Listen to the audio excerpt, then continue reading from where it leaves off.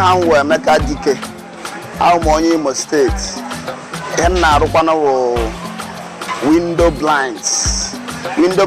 a enwere ndị wooden nwee ndị a na-akpọ day and night ya fabric nwee ndị anyị na-akpọ Venetian blind nke ahụ aluminium nwee ụdị dị iche iche ha niile a na-eyuzi ya n'ụlọ ma na offices so depend anyị na-eme ihe niile depend ebe ị chọrọ use ya so daalụ ka esi chepụta ya although the product adịgokwa in existence for a long time mana anyị bịazi robia tizie ya try ya ime ya modernize ka o nwee ike na-efit ebe dị iche iche ka o nwee ike dị na because all like fashion ka o nwee ike suit na the trending of it today so anyị mere ya ka ọ na-meet request of the future and the present generation. Ọrụ anyị amakwa mma. Ọrụ anyị ama mma. Ị ga-afụ na mgbe anyị bidoro ya na ọrụ otu a ka company anyị ma ụlọ ọrụ anyị ha. So na ọrụ ihe na-adị lucrative anyị akaghị ịgba ọsọ and ọ na-eme client anyị na-adị happy mgbe ọ na anyị rụsịrị for ọrụ. So ọ na-enye anyị obi aṅụrị n'ụzọ pụrụ iche. Ọ na-emekwa anyị na-agbakwu mbọ iti ikwu aka imekwu improvement ka anyị wee na-meet the request of young people before the request of future and present generation. Ịma nne agadi nwaanyị ada abụ ụmụazị na egwu ọ maara agba ife a bụ ife anyị nọ n'ime ya and ife a bụ ọ dịka ife bụ akara aka mmadụ so akara aka mmadụ and ife ị na-arụ every day ga na-attrack put more things more new things so that the more the new things na-abịa the more interesting the alcohol na-adị. The first time customers anyị si enweta anyị either na ha bịara na shop anyị because shop anyị agwa m na ọ dị ka nọ n'ime ahịa or by contact ndị mmadụ ndị anyị rụgoro ọrụ na-enye new customers or isikwa by ya na-akpọ internet ihe ndị ọcha ji achọpụta ebe ndị mmadụ nọ so ihe niile ndị ahụ ọ ebe anyị si enwetacha new customers and I maintain the old ones I went.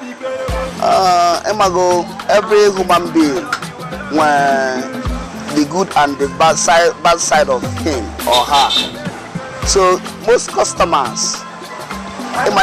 treat carry most times woman wine because some wine are into this business well. So and them I go only one on the with woman wine and the wine I want na abalo mwanyo mana wine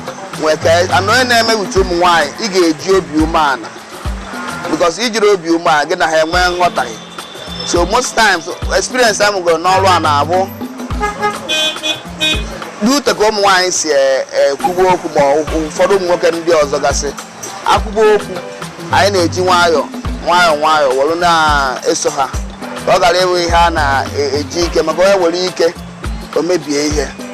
so experience anyị n'ọrụ a akụzigoro anyị ihe because the experience we na-akụziri mmadụ ihe most times n'ọrụ anyị na-enwe ihe ọrụ a na-eme n'ụwa nwere challenges anyị na-enwekarị n'ọrụ a bụ ofu n'ime nke kachasị nke bụ ọrụ anyị na-arịa with measurement and most times ndị mmadụ nwere ike ebe a ga-ede width ede ya length and anyị rụsi ọrụ a mgbe anwa ifugoro na ọbụgo na ihe bayarị na nsogbu so most times challenges a anyị na-achọ ka anyị gwa ha ha dị very very short ebe ọ bụ width ka ebe ọ bụ length so ebe ha ka anyị kachasị enwe challenge. Another one in choosing colors, in choosing inwe kenya mmadụ two things yikọrọ ọnụ ọ gara ama mana mgbe supply zie ya ọ sị gị na nke a dị oke nke a dịrị otu a so ọ ya kacha bụrụ challenge anyị na-enwe n'ọrụ anya so and I na try as much as possible ka I minimize those challenges so with God and the experience anyị na-agbakwa mbọ na-agbasi ike in minimize ya ndụmọdụ na-enye ndị mmadụ bụ na nwa agụsịkwa ma akwụkwọ I want to use myself as an example agụsị m engineering na Federal University of Technology Owerri chọọ ọrụ afọrọm ọrụ mana abịa m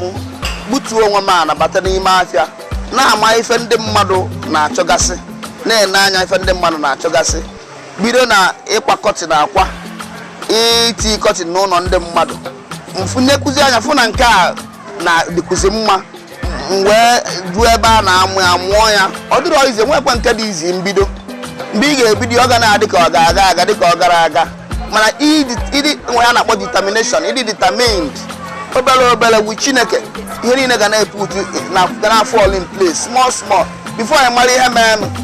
ana m achọbụ ka ewee m n'ọrụ ma nkịta nwezi m ndị m nwere n'ọrụ karịrị mmadụ 10 to 15 na-arụzi m ọrụ ifugo na agwazi m onye na-achọ na ọ bụzi onye na-ewe ndị mmadụ n'ọrụ na so daalụ